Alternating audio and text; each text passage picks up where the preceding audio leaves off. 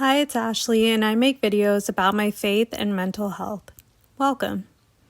I work in the mental health space, and one of the perks of that is being able to learn about different psychotherapy practices.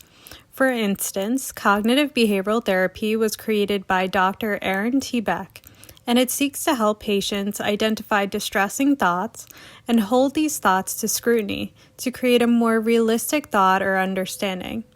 If you want to learn more about CBT, I'll post a link from the Institute below. One piece of CBT is a concept called cognitive distortions or thinking errors that affect many people's feelings and behaviors.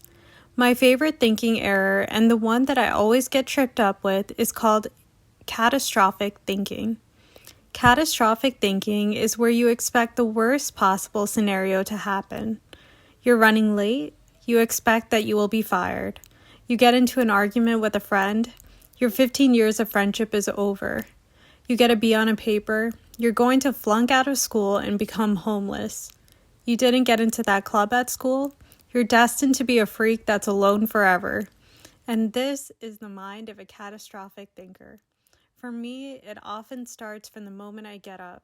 I start to wonder how I will be able to manage all the tasks that I have lined up for work, or about the little time that I have, or the lack of support, or how angry my patients may get at me if I mess up or run late, and I start to feel that pit in my stomach. God recently reminded me of this song. It's called Something Big by Shawn Mendes. It talks about living like something big is about to happen any second now, and not just big, but also something you've been anticipating and waiting for. The best part about this song is that he says it happens out of his control. The things that God is going to do for you and with you will come as a gift from him, out of your control.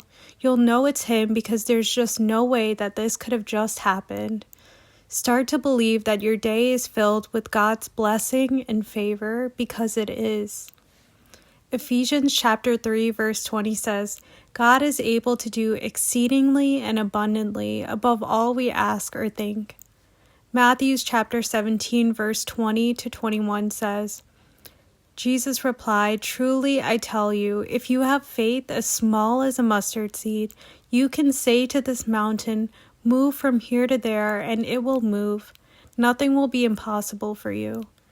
Jeremiah 29 verse 11 says, For I know the plans that I have for you, declares the Lord, plans to prosper you and not to harm you, plans to give you a hope and a future.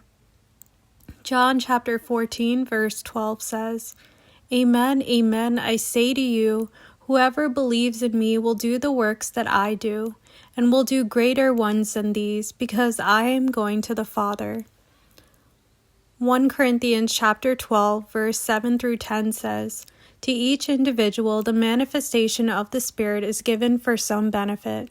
To one is given, through the Spirit, the expression of wisdom, to another the expression of knowledge by the same Spirit, to another faith by the same Spirit, to another the gifts of healing by the same Spirit, to another mighty deeds, to another prophecy, to another discerning of spirits, to another variety of tongues, to another the interpretation of tongues. Maybe you're thinking, Ashley, I have been incredibly unlucky.